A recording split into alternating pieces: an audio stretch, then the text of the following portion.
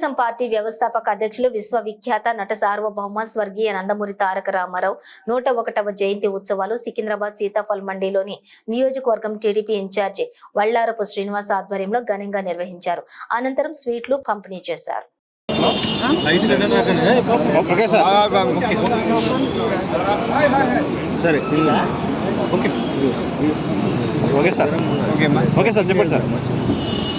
అందరికీ నమస్కారాలు. నేను ప్రపంచవ్యాప్తంగా అన్నాన్ని పిలిపించుకుని మన విశ్వవిఖ్యాత నట సార్వభౌముడు పద్మశ్రీ నటరత్న అలా ప్రపంచ స్వర్గీయ నందమూరి తారక రామారావు 101వ పుట్టినరోజు నేడు మరణం లేని జననం అయింది. ఎల్లప్పుడూ అందరూ తెలుగు ప్రజలు తెలుగు జాతులు అందరూ పేర్లు కొల్లలు ఉంటారు. మన అన్న స్వర్గీయ నందమూరి తారక రామారావు వారి గురించి మనం ఎంత మాట్లాడినా తక్కువ కానీ తీరదు. ఆయన ఒక మహాపురుషుడు, యుగపురుషుడు, రామ తల్లి వరాలు దైవసేపు నందమూరి తారక రామారావు. వారు చలనచిత్ర సీమలు ఉన్నది నటుడు. ఎన్నో చిత్రాలు తీసాడు. ఒక్క రెండా సాంఘికం, జానపదం, పౌరాణికం రెండును విభిన్నమైన పాత్ర పోషించాడు.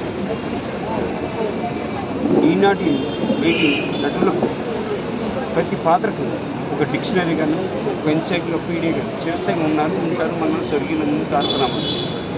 శ్రీరాముడు శ్రీకృష్ణుడు ఎలా శ్రీరాముని రూపరేఖలు ఆయన రూపమే ఇచ్చారు స్మరణ.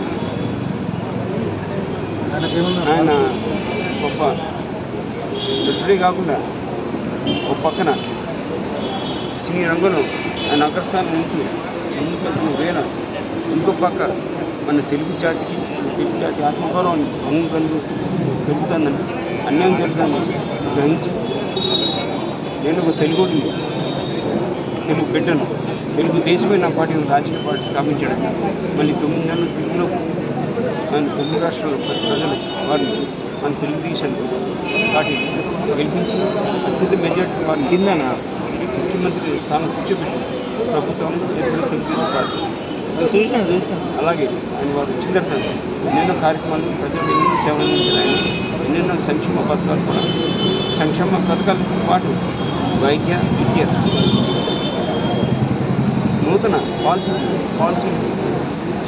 పాల్పోసిన ఏకైక నాయకత్వం కూడా స్వర్గీయ నందమూరి తారక రామారావు.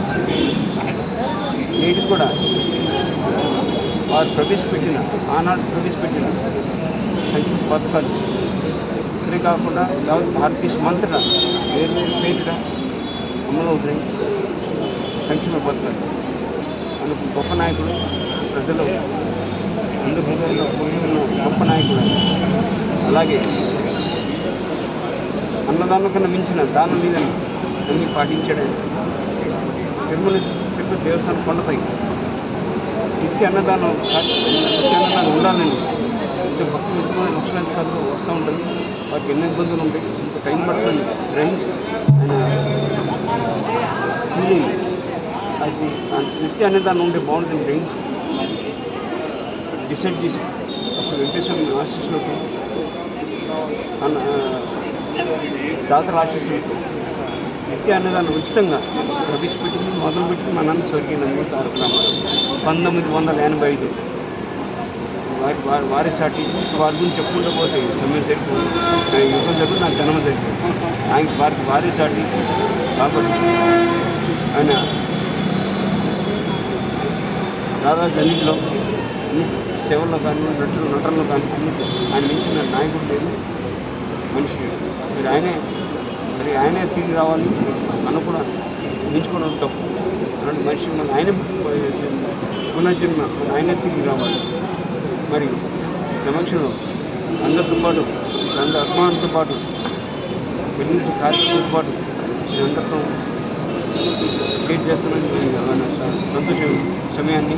అలాగే మిత్ర గారు వారి బృందంతో పాటు అందరికీ శుభాకాంక్షలు చేస్తూ చాలా బాగుంది బృందం. చాలా గొప్ప గాయకుడు ఆయన మిత్ర గారు.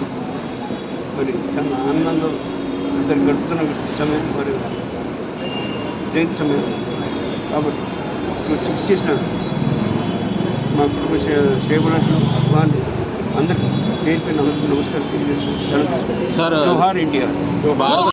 సార్ సార్ ఇది చూడండి సిరణ హరి అను 2 అక్షరములు హరించును పాతకములు, NTR అను 3 అక్షరములు వెలయించును అసమాన నటన వైదుష్యములు, తెలుగు జాతి ఆత్మాభిమానములు, తెలుగు భాష మమకారములు. NTR సినీ అభిమానులందరూ కొలిచే రాముడు, కృష్ణుడు, శివుడు, వెంకటేశ్వరుడు, విష్ణువు. అది ఒక పార్శ్వం. మరి అటు రాముడు పక్కనే రావణాసురుడు కూడా నేనే అనే సత్తా చూపించారు. అటు కృష్ణుడే కాదు, ఇటు దుర్యోధనుడు నేనే, అటు నేనే, ఇటు అసమాన నటుడు. అందుకే అన్నాను NTR అనే 3 అక్షరములు వెలయించును అసమాన నటన వైదుష్యములు. వైదుష్యము అనే పదానికి ఎంత విస్తృత అర్థం ఉంది అంటే, వైదుష్యము అంటే ఇవాళ ఏంటి ఎందుకంటే భారతరత్నకి వెలుగు రావాలంటే ఆయన భారత్ని ఎందుకంటే ఆయన ఎవరు ఆయనకి ఆయన మన ఇవ్వకపోయిన మేము ప్రాబ్లం, కానీ దానికి గౌరవం దక్కాలంటే ఆయనకి ఇవ్వాలి భారత్. కాబట్టి తప్పకుండా ఇవ్వాలి, ఇస్తారని కూడా ఆశిస్తున్నాను. తారక రామారావు గారు, ఈ పేరు తలుస్తుంటేనే రోమాలు నిక్కబొడుచుకుంటున్నాయి. ఆయన ఒక వ్యక్తి కాదు, ఒక శక్తి. నేను ఆయన అభిమానిగా, మరి మా ఇంట్లో కూడా తన్నులు తింటూ ఆయన అభిమానిగా ఆయన సినిమాలు చూసేవాడిని. అదేవిధంగా తెలుగుదేశం పార్టీ ఆయన ఏ రోజైతే 1982లో స్థాపించారో ఆ రోజున నేను తెలుగుదేశం పార్టీలో ఒక సామాన్య కార్యకర్తగా జాయిన్ అయ్యి, ఈ రోజున ఆయన ఆశీస్సుల వల్ల ఈ సికింద్రాబాద్ కాన్స్టిట్యున్సీకి, ఇంత పెద్ద గొప్ప కాన్స్టిట్యున్సీకి నేను ఇన్ఛార్జిగా ఉన్నాను అంటే అది ఆయన యొక్క ఆశీర్వాద ఫలం. నిజంగా నాకు ఆయన దైవ స్వరూపులు. ఆయన పుత్రరత్నం రామకృష్ణ గారితో ఈ రోజు నేను ఈ స్టేజ్ని పాలు పంచుకుంటున్నానంటే ఎన్నో నా జన్మల సుకృతంగా భావిస్తున్నాను. నిజంగా ఆయన అభిమానిగా నేను ఒకటే డిమాండ్ చేస్తూ ఉన్నాను. రామకృష్ణ గారు చెప్పినట్టుగా భారతరత్నకి వన్నె తెచ్చేటటువంటి వ్యక్తి ఎవరైనా ఉన్నారు అంటే భారతదేశంలో అది కేవలం ఒక నందమూరి తారక రామారావు గారుగా మాత్రమే. ఎందుకంటే ఆయన పేదలు, బడుగు, బలహీన వర్గాల కోసం ఆలోచించి అసలు ప్రభుత్వం అంటే ఏంటో ప్రజలకు తెలియని అటువంటి సమయంలో తెలుగుదేశం పార్టీని స్థాపించి ప్రభుత్వాన్నే ప్రజల ముంగిటకు తీసుకొచ్చినటువంటి గొప్ప మహా వ్యక్తి ఆయన. అలాంటి వ్యక్తి తెలుగుదేశం పార్టీ స్థాపించి తెలుగు ప్రజల కోసం ఇదే నియోజకవర్గంలో 2 రూపాయల కేజీ బియ్యాన్ని స్థాపించినటువంటి మహా గొప్ప నాయకుడు. 2 రూపాయల కేజీ బియ్యం, అదేవిధంగా జనతా వస్త్రాలు, ఎన్నండి చెప్పుకుంటూ పోతే టైం సరిపోదు. ఆయన గురించి ప్రజలకు కూడా తెలుసు. కానీ మేము గట్టిగా డిమాండ్ చేసేది ఒకటే, ఇప్పటికే కేంద్ర ప్రభుత్వం చాలా తాత్సారం చేసింది. దయచేసి తక్షణం అన్న ఎన్టీ రామారావు గారికి భారతరత్న ఇవ్వాలని ఈ సభాముఖంగా మేము డిమాండ్ చేస్తా ఉన్నాం. జోహార్ అన్న ఎన్టీఆర్, జోహార్ అన్న ఎన్టీఆర్, జై తెలుగుదేశం. వారి గురించి ఇప్పుడు అందరూ ఎన్టీఆర్ గారి గురించి చెప్పారు. వారి గురించి 2 మాటలు చెప్పాలి. వారు అన్నగారికి పెద్ద కుమారుడు రామకృష్ణ గారు అయితే, వారు దురదృష్టవశాత్తు కాలధర్మం చెందటం వల్ల 7వ పుత్రులుగా పుట్టినటువంటి శ్రీ రామకృష్ణ గారికి ఆ పేరు పెట్టుకోవటం జరిగింది. వారికి రామారావు గారికి ఎంతో అభిమాన పాత్రులు రామకృష్ణ గారు, అత్యంత ప్రీతి పాత్రులు. బంధం అంటే జన్మ జన్మల గంధం, అది పుణ్యం ఉంటే సుగంధం అంటారు. మరి రామకృష్ణ గారు పూర్వజన్మలో ఎంత పుణ్యం చేసుకున్నారో ఆ పుణ్యాల ఫలితంగా, ఆ బంధాల ఫలితంగా ఆయన మరి నందమూరి తారక రామారావు గారికి, బసవరత్నమ్మ గారికి 7వ సంతానంగా జన్మించారు. అలాంటి అదృష్టవంతులు వాళ్ళు ఈ కార్యక్రమానికి రావటం, సీతాఫల్ మండి చరిత్రలోనే మనం ఇప్పటికి ఎన్నో సంవత్సరాల నుంచి కార్యక్రమాన్ని నిర్వహిస్తున్నాం. ఇక్కడ ఈ వేదికగా ఇవాళ వారు ఇక్కడ ముఖ్య అతిథిగా రావటం అనేది మనందరికీ అదృష్టం. ఇది ఒక సువర్ణ అవకాశంగా మనం భావిద్దాం.